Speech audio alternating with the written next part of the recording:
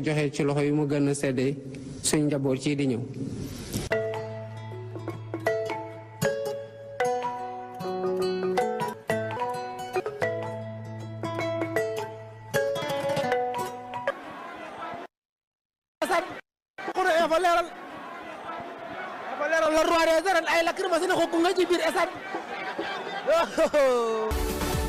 Et les gens ont importé cette marchandise-là, je les ai poursuivis devant le tribunal correctionnel.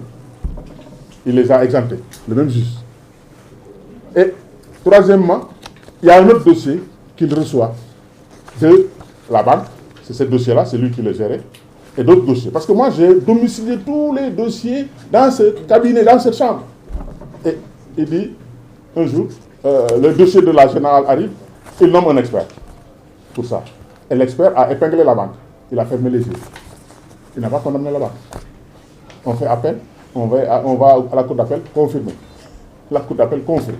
Je ne sais pas, est-ce qu'ils ne sont pas de mèche? Parce que si la première instance condamne, la cour d'appel, au lieu de casser le jugement, il confirme. Maintenant, qu'est-ce qui vous reste? C'est la Cour suprême. Et on est parti à la Cour suprême. C'est ce dossier-là qu'on a encore rejeté le pourvoi au niveau de la Cour suprême.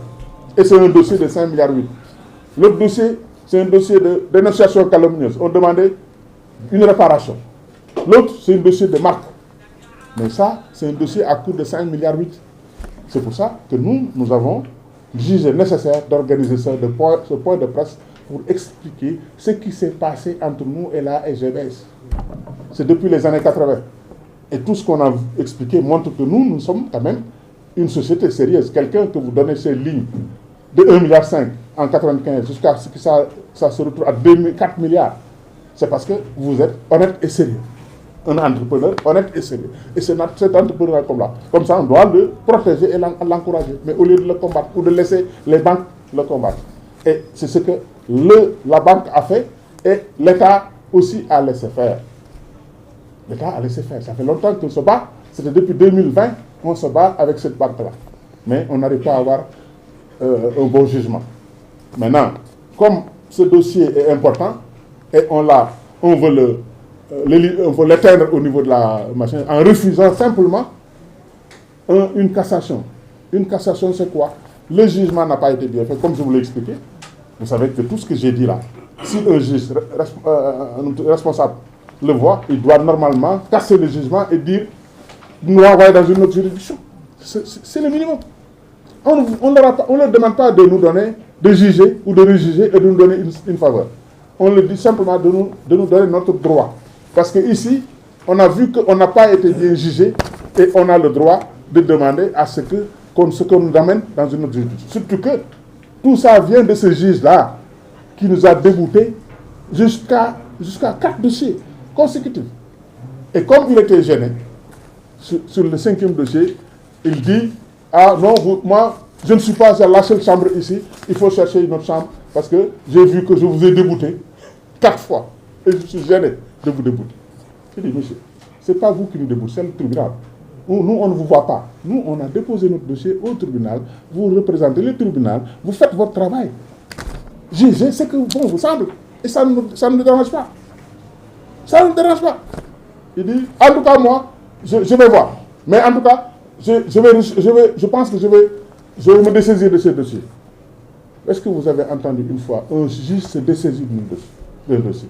C'est l'usager même, le plaignant qui dit « Ah, ce juge, je n'ai pas confiance à ce juge parce qu'il a des liens de parenté avec mon mise en cause. Donc je préfère qu'on me trouve une autre chambre. » C'est ce qui s'est arrivé en général. Mais si le juge se lève lui-même, dire que je me dessaisis, c'est grave. Et ce juge-là, je veux le nommer parce que franchement, il est un juge parmi les juges et il a fait des choses. Donc si vous dites que la justice est corrompue, vous faites tort aux autres. Et pourtant, il y a des juges qui sont très honnêtes, très compétents, qui travaillent bien. Mais certains ne le sont pas. Mais on ne peut pas dire que les juges, on ne doit pas les attaquer. Parce que le juge, il est comme moi et vous. Moi, si je fais quelque chose, on me poursuit. On m'envoie tout de suite une convocation. Si on doit m'arrêter, on m'arrête. Mais pourquoi le juge est indemne? On ne touche pas au juge. On est où là? Il il peut condamner, il peut poursuivre, il peut faire tout ce qu'il veut sur ses concitoyens. Et lui, il est indemne. Donc, il faut que nous tous, nous allons faire la justice et être des juges. Comme ça, on peut faire tout ce qu'on veut. Donc, il faut qu'on réforme ce système-là. En Europe, en Amérique, s'il y a un juge qui fait quelque chose qui n'est pas, on le poursuit. Mais au Sénégal, on ne poursuit pas les juges. On ne les dénonce même pas. Quand vous voulez citer un nom, si vous foutez le nom, ah non, vous ne pouvez pas le faire, parce que si vous le faites, vous allez avoir le vindicte de la justice. Tous les juges sont solidaires, ils vont vous condamner, ils vont vous combattre. Mais à un moment donné, on n'a pas le choix. Pourquoi ce monsieur se permet de faire ça au vu de tout le monde? Mais le comble, c'est quoi? Un jour, on lui donne le dernier dossier. Le dernier dossier qu'il a voulu, c'est sur ce dossier-là qu'il a pris la décision de se décider. C'est quoi? C'est le dossier de la CBAO. Là où la CBAO a pris des chèques non justifiés pour un montant extrêmement important. Et au lieu de mettre les numéros de chèques, il met retrait de caisse. Un relevé, on ne peut pas retirer, ça ne veut rien dire. On les a interpellés, ils n'ont jamais voulu donner de justificatif. Et c'est ce dossier-là qu'il traitait. De la même manière, comme il a désigné un expert pour regarder le truc, les comptes au niveau de la GBS, il a aussi désigné une dame pour un expert pour qu'elle regarde fait ce travail-là. Pour une année. Pour une année. Une année de 2004. Une seule année. On vient à son cabinet, elle nous réclame 30 millions. Et pour le premier expert, on avait payé 4,8 millions. Ce dernier expert, pour les mêmes opérations, même travail, il nous réclame 30 millions. Je dis, mais vous n'êtes pas trompé? Ah non, c'est 30 millions. On a dit, après finalement, on dit, bon, on va retourner voir le juge. On retourne chez le juge sur le prochain audience. On dit, monsieur le juge, l'expert nous demande 30 millions et nous, on ne peut pas payer 30 millions. Il faut nous trouver un autre expert. Vous savez qu'est-ce qu'il nous a répondu? Je vais le voir. Je vais voir l'expert pour qu'il revoie ses... Ok, on attend. L'expert nous appelle. Quand on est venu, l'expert nous a fait le travail. Elle a fait le rapport. Et a déposé le rapport chez le juge sans nous demander un rond. Quelqu'un qui demandait 30 millions, subitement, elle fait le travail sans rien demander. Donc maintenant, on veut savoir qui a payé. Qui a payé, et c'est nous qui devons payer. Mais on ne réclame rien du tout jusqu'à nos jours. Et le cabinet est là, et le juge est là. Je peux vous donner le nom du cabinet, je peux vous donner le nom du juge. Et ce juge-là, et ça, est la SGBS. Je tiens à informer l'opinion nationale et internationale sur les teneurs de ce dossier qui marque des interrogations sur notre justice. Je vous retrace un peu l'historique de mes relations avec la SGBS qui a commencé depuis Kaolack, dans ma ville natale, en 1980. Et s'est consolidé avec l'ouverture de mon premier magasin à la rue Floris, à Dakar, un 15 janvier 1983. Et l'ouverture de notre compte à la SGBS Room, jusqu'à ce que la banque m'accorde une ligne de 1 milliard, une ligne de crédit de 1,5 milliard, avec seulement un dépôt de 25%. Donc, un montant flat de 75% du montant de 1,5 milliard.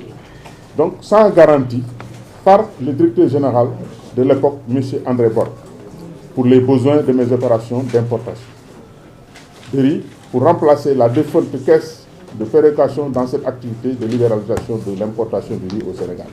Et ceci jusqu'en 2004, le jour où on m'a collé un faux dossier contentieux sur l'importation du sucre qui m'a valu une détention préventive de 58 jours du 7 septembre au 4 novembre 2004. Le jour de mon élargissement, suite à une transaction avec la douane pour payer la rondelette somme de 1 milliard de francs CFA, réclamée par le ministre des Finances de l'époque, M. Abdoulaye Diop, sous la houlette du président de la République et de son ministre d'État, Cheikh Tidiane Sy. Et pourtant, il nous reprochait d'avoir, d'après la douane, un différentiel de péréquation de sucre importé pour un montant de 450 millions. D'après leur plainte adressée au procureur de la République, mais pas déposée dans son bureau, mais envoyée auprès du juge du 3e cabinet qui avait en charge de notre faux dossier intitulé « Faux bon à enlever » qui visait l'ancien directeur général de la douane de l'époque, M. Boubacar Camara. Le juge s'est permis d'envoyer 8 douaniers avec des transitaires en prison depuis 2003, sous le numéro du dossier numéro 6003, ce qui veut dire que c'est un dossier de 2003. Et pour le procès verbal de faux bon enlevé, ça veut dire enlèvement de marchandises sans déclaration. Par rapport au dossier qui parle de différentiel de péréquation, quel lien y a-t-il entre un différentiel de péréquation et un faux bon enlevé? Le lien qu'il y a sur un procès verbal aussi de 2003 et un autre de 2004. Donc, aucun lien entre ces deux dossiers. Mais le juge a voulu faire plaisir aux commanditaires qui ne sont que ceux que je viens de citer en haut, et plus haut, et Jean-Claude Mimran qui était le président de la CSS et de la CBAO. Donc, c'est peut-être cela qui a motivé la banque dans sa logique de spolier le compte bancaire de la société Moussa Watal SA et de me mettre en faillite artificielle en gardant le compte dans une situation très difficile de non-accompagnement notoire avec toutes les garanties immobilières requises que Moussa Watal SA avait mis à la disposition de la banque en refusant en refusant de l'accompagner dans une opération d'achat d'un lot de riz acquis sous appel d'offres qui pouvait permettre à Moussa Watal SA de gagner plus de 3 milliards et de payer toutes ses dettes en moins de 3 mois, sous tierce de tension, au lieu de 60 mois, comme indiqué dans le protocole de restructuration qu'on avait signé pour 2011-2016. Ce refus s'explique par le fait que la banque a profité de mon séjour carcéral pour ses assauts et malversations sur le compte qui a occasionné un manquant global de 5 milliards 800 millions entre 2004 et 2005. Par ailleurs, la crise alimentaire de 2008 qui avait aussi occasionné une perte colossale sur les opérations de riz importés qui est venue s'ajouter sur ces malversations ci-dessus. Tous ces deux paramètres ont occasionné une tension de trésorerie pour la société Moussa Watal SA avec un solde débiteur de plus de 600 millions. Une telle situation nécessitait une restructuration du compte que la banque a tardé à accepter et se permettait de débuter des ajots trimestriels colossaux pendant 2 ans, ce qui rendait le fossé encore plus profond et a poussé Moussa Watal SA à demander une restructuration en 2009. Par la suite, la banque a accepté de faire cette restructuration tardivement en 2011, matérialisée par le protocole signé entre Moussa Watal SA et la SGBS, qui devait être soldé pour un montant de 899 millions, inclus inclus payable jusqu'en 2015 par des mensualités. Après cet accord, Moussa Watal SA a payé 12 mois conformément aux engagements en cherchant une opportunité qui pouvait lui permettre de gagner pour ramener ses activités à la normale. Mais comme si Dieu nous avait entendus en exaucant nos souhaits, en nous offrant une opportunité de gagner sous appel d'offres un lot de riz d'une valeur de 3 milliards qui était stocké à Dakar. Cette opération financière, en plus du nantissement de la marchandise, c'est-à-dire qu'on nantit la marchandise au profit de la banque, la garantie de l'immeuble où nous sommes aujourd'hui, cet immeuble-là, ça a été hypothéqué en premier rang pour la banque, pour une valeur d'1,5 milliard. Le montant financé par l'achat du riz de ce lot, on y ajoute le montant restant de la restructuration, parce qu'il y a une restructuration en cours avec des mensualités, qui déterminera le prix de la tonne à payer avant enlèvement. C'est ce qu'on appelle tiers de tension. On paye avant enlèvement. La SGBS a refusé encore cette proposition de Moussa Watal a jugé nécessaire d'aller en France, le directeur Moussa Watal, c'est moi, et d'aller en France pour rencontrer les responsables. Monsieur Alexandre Meymat, qui était le directeur de la département Afrique de la Société Générale, DTAI, étant absent après 4 jours de séjour à Paris, j'ai remis le pli à la secrétaire qui me l'a suggéré et j'ai reçu l'appel d'Alexandre qui m'a écouté et m'a proposé de patienter après le départ à la retraite du directeur en poste et l'arrivée de nouveau pour trouver des solutions. Pour me conformer, je n'avais pas le choix, j'ai continué à payer mes échéances jusqu'en 2013 parce que je ne veux pas avoir de contentieux avec la banque. Et attendre l'installation du nouveau directeur, M. Yann de Nantey, qui est après plusieurs demandes d'audience restait sans réponse. Face à une telle situation, j'ai décidé de ne plus payer les échéances. Le premier impayé de la traite lui a fait agir pour me recevoir. Il m'a menacé de m'amener en contentieux si je ne payais pas l'impayé. Je lui ai dit d'agir tout de suite comme il l'envisage. Et la SGBS a établi un montant de 978 millions injustifié. On ne peut pas comprendre, après avoir payé 3 ans, c'est-à-dire de 2011 à 2013, on a payé des échéances. Et ces échéances-là devaient être déduites sur le montant principal de 899 millions. Parce que c'est 899 millions jusqu'à 2016. Mais bizarrement, quand on nous amenait en contentieux, ils ont sorti un montant, je ne sais pas d'où, et illégal, attaqué au correctionnel de Dakar, au tribunal correctionnel de Dakar, pour faux usage de faux. Car l'ordonnance étant irrégulière, jugée par le tribunal de Dakar et confirmée par la Cour d'appel. Donc, c'est fini. Bon, dans cette procédure longue et difficile, nous avons introduit un pourvoi en cassation pour demander de casser le jugement du dossier, du gros dossier que vous entendez là. Parce que on a constaté effectivement que qui est à mon nom, ce monsieur s'est permis de porter une plainte pour dire oui, j'ai détourné le riz. Et Karim Wade était là. Comme j'ai bien attaqué son régime, le régime de son père en 2011, et à la presse, si vous vous souvenez, avec Douboups, l'émission Royukai, et Yerim Sek, l'émission Réussir dans Africa. L'émission Royukai, c'était en Wolof, avec Douboups. Et j'ai tout dit. Et ce que j'ai dit sur l'émission Royukai, c'est exactement ce que j'ai dit sur l'émission de Réussir en français. Donc, ça leur a fait mal.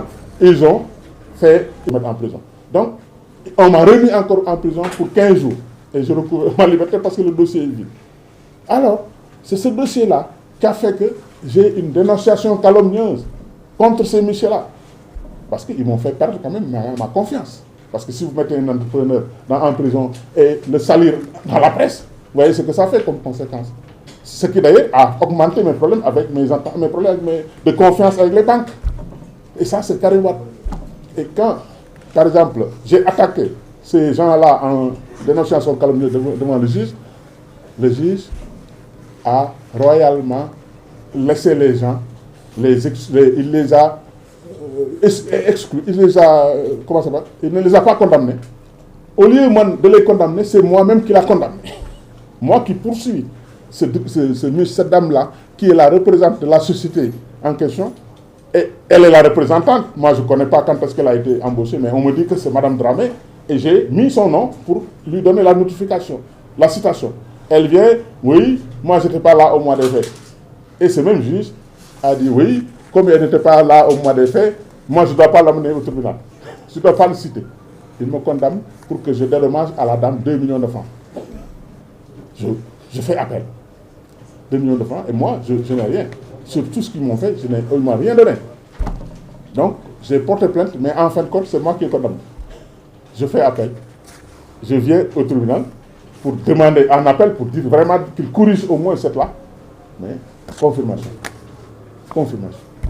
Et on a fait pourvoi, et on nous dit au pourvoi qu'on n'a pas respecté les délais, on a fait le truc un peu tardivement, donc on a exclu ce dossier-là dans le circuit. Parce qu'une fois que la Cour suprême rejette ton dossier, c'est fini, c'est la dernière instance.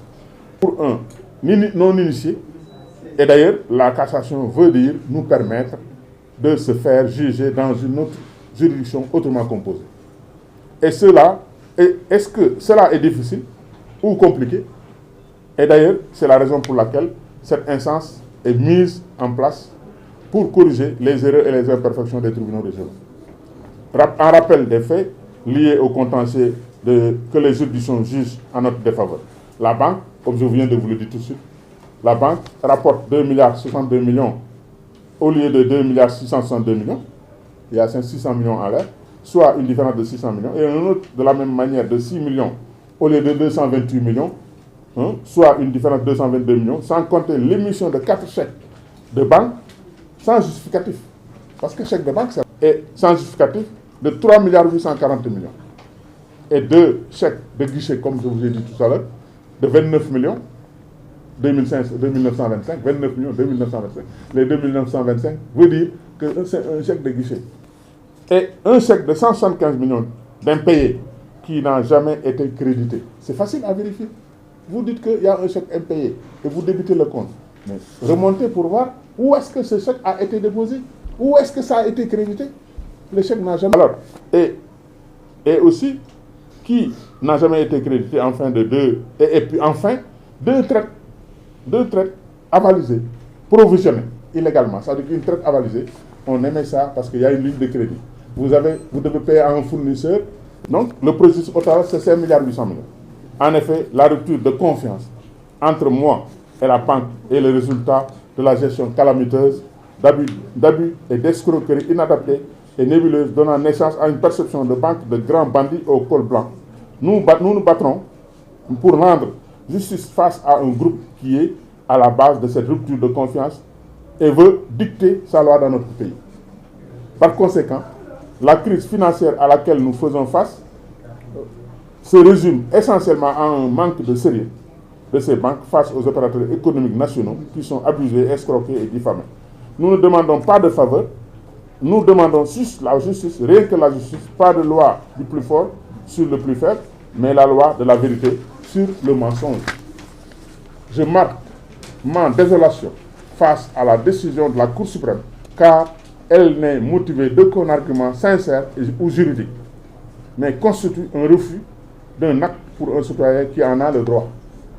Enfin, la mission première d'une banque est de préserver nos biens, de les assurer, de les mettre en sécurité, mais dans notre cas, dans la plupart, c'est la banque elle-même qui dérobe, comme dans les comptes d'Alibaba et des grands voleurs. Je vous remercie de votre bien, de votre aimable attention.